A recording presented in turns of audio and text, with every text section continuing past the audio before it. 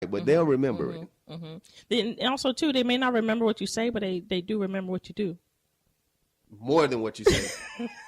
More than what you say. And they will call you out. If you do something that you said don't do, they want to know everything about it. Why you did it. But you said this.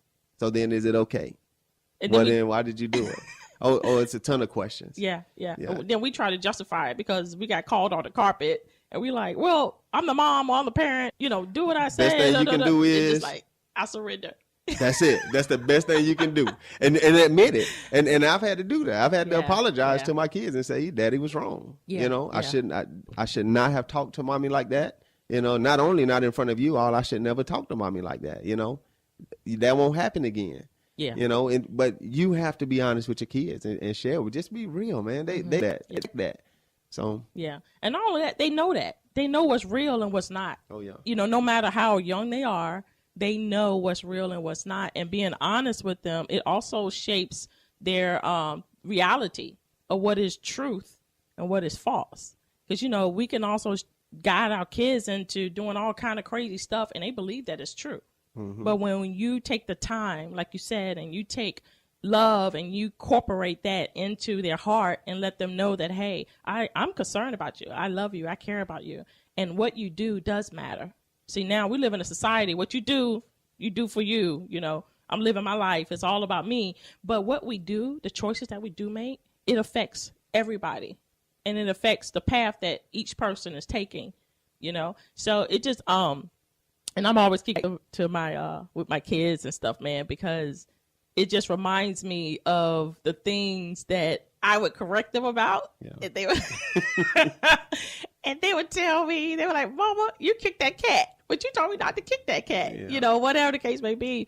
And then, they brings you to that carpet because they let you know that you got to be honest, be straightforward, So how is your love in action is seen in your business? And I know you said that it's seen in your business and with the kids and stuff, but how does it really get to your relationship with your wife? Let's talk about that. Man, that is a process. Marriage is a beautiful thing. Depending on the people that are in that marriage. Yeah. Because marriage could be, people can make marriage really, really harder ugly. Than what it is. Oh man, they can make it ugly. They can make it difficult. Yeah. One of the best things, or the best bit of advice someone gave my wife and I when we were getting ready to get married, was one of her cousins, and he said, just be mindful that both of you still have a lot of learning and a lot of growing to do. Love each other through the growth. That was huge.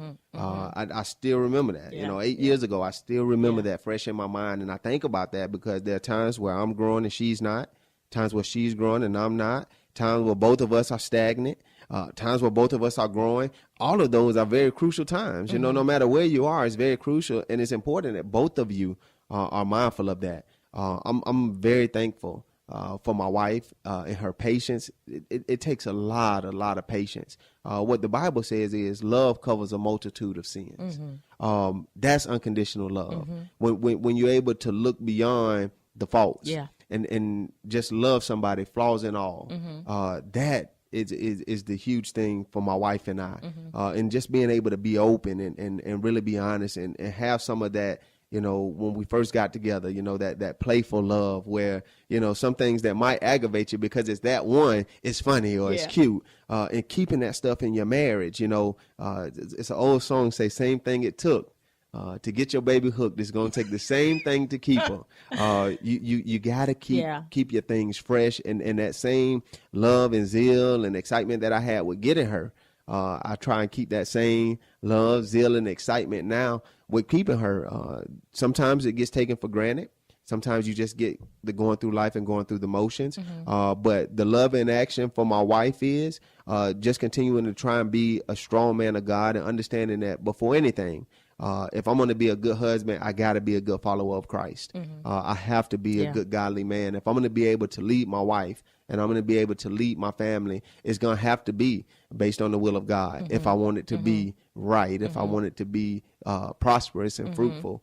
And we start there. And I love now My wife and I are doing a lot more stuff together in the youth ministry. And the kids love it. They talk about it. So working together and doing things together more, that helps with our love and action, when we can be a team and people see our teamwork and we get recognized. That's awesome. Yeah. When someone says to my wife and I, y'all are my favorite couple, that's rewarding because it's a lot of work that went into getting that comment that they don't see, that if they saw it and they saw how ugly things are sometimes, they might not say that. Right. But because of the love that we have for each other, we don't allow people to see that in our marriage, and we are committed to working through that and being committed to each other because we made vows that say it, for better or for worse, for richer or for poor, through sickness and in health, till death do us part. And we try to honor that. Yeah. We do. We honor that. Worse it could get worse, but we still have to be able to love each other through that. And so we got good in-laws too. That helps. But a good support system does help when you're going through a lot of stuff. When you're don't pass out over you. when you are dealing with a lot of things in your marriages and stuff. But another thing that is so vital, Anthony, when it comes to marriage is both people are willing to change. Both people are willing to work. Because there are a lot of marriages where you don't have that two people. You don't have the two people willing. One person could be pouring and pouring and pouring and doing and doing and doing. The other person could just be like, oh, well, and going on, to where they're living in the same building, the same home, but they're in two separate rooms. You see what I'm saying? So with that in mind as well, it takes two people. You can't do it alone. And it takes two people who are willing, and their heart is, hey, I love you. Let's get this together. But what would you say when someone is in that situation where the other person is not receiving anything and they are looking at separation or whatever, and they've done everything they can? They've done everything. And so the husband or the wife, they're just on their own and they're just like roommates. What would you say to them?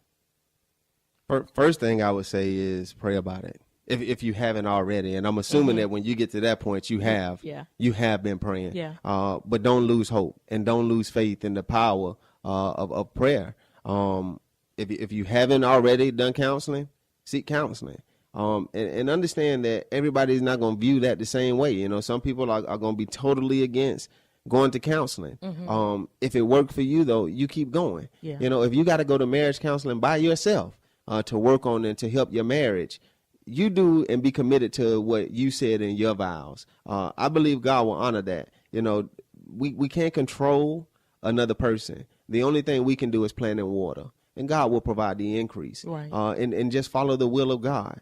The Bible gives us good instruction on how to handle our marriage, but it also gives us instruction on being protective and guarding ourselves from being unequally yoked. And that's something that we have to be mindful of. When we make these vows, I think that in America, wedding vows are now almost kind of like a loan agreement, where the package just keeps getting longer and longer and longer because of the different lawsuits and the people trying to get out of it and find a loophole to not be tied into the agreement that they made. And that's how marriage has become, to where the sanctity is gone. And we say, for better or for worse, for richer or for poor, through sickness and in health. But we really only mean for better and for richer and for health. We don't really want to deal with the sickness and the poorer. And, that I don't know if that's still a true statistic, but I remember there was a time where finances was the number one cause of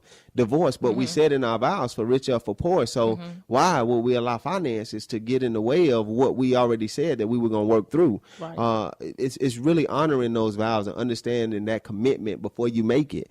Because like I said, worse can really get worse. And if you have someone in a relationship that's growing and the other one's not, and you're not mindful of and considerate and still willing to be loving through that, it's definitely going to be some challenges. Yeah.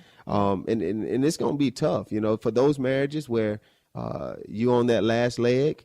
I don't hope or wish for anyone to separate from their marriage. But I do understand, just like Jesus said, there are reasons where one would need to get out of that situation. Adultery, one that's not a believer that abandons their family. You know, there's scriptural guidance on those things. I think, you know, seek God. You know, seek God, stay in prayer, stay faithful, don't grow weary in well doing, and just be willing to endure, understanding who's endured for you. And the things that you take him through, right? You know, the times that you've turned your back, the times that he's been willing and waiting on you and you wouldn't come back.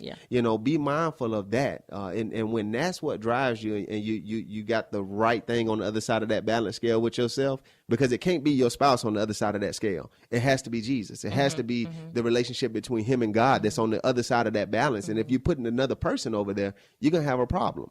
Right. You know, because when they don't measure up or you don't measure up, it's an issue. But when you understand who your real ruler is, where your real measuring stick is Jesus Christ and the relationship he has with God, your perspective on things change. The level of endurance that you have, it changes. That long suffering, it changes because you understand. And that's just important. I really value marriage, and I hope that, you know, as a country, when we make these vows, and as people and men and women, when we make these vows, we can really mean what we say when we say those things. It reminded me of too, because, you know, I've been married before. Don't know if you know, but when you mention unequally yoked, because we can get together and that is not the person that we need to be with. And I think our listeners need to know, because sometimes when we want to separate or we want to divorce, we stay in it because we don't want the repercussions of what other people may think. And so we try to do all this stuff, and yet it's unequally, you know, the love might have been there, but the unequalness of the two people going down the same road is missing it, you know? So could you explain a little bit more about that? When I think about unequally yoked, there's an image that comes to mind that I saw before with a yoke. And on one side of the yoke, you had an ox. And on the other side of the yoke, there was a donkey. And the thing is, even if that donkey is working hard, he's never going to be able to do what that ox can do. Even if both of them are pulling it in the same direction, what you're getting ain't going to be the same as if you got two oxes pulling. Right. There's going to be an adjustment that the person that's running that yoke going to have to make to compensate for that yoke being unequally yoked. And I said that to say you're not going to be able to make something right that's wrong. You know, that's why you got to do a good job at, before you make those vows and that commitment, taking the time to stop, you know, do pre-marriage counseling, you know, find out the things that you need to know about that person, spend more and more and more time with them, and not just that naive time, you know, where you're just trying to win somebody over, because we'll put on. We'll put on to try and get them now. We'll go above and beyond, you know, we'll get super fresh and we'll open the doors and bring the flowers, and, you know, she'll put on the perfume and the hair did up and everything. And then once you get together, then the hair ain't getting done no more. The doors ain't getting open no more. And, you know, you got to spend enough time to where you can see past those things that's just with the newness of it, you know, that freshness of it, you know. Spend real time together where you can see those things, where you know, no TV, no cell phone, and just talk. You know, do you like the same things? You know, are you driven by the same things? Are you both motivated the same way? You know, what drives you?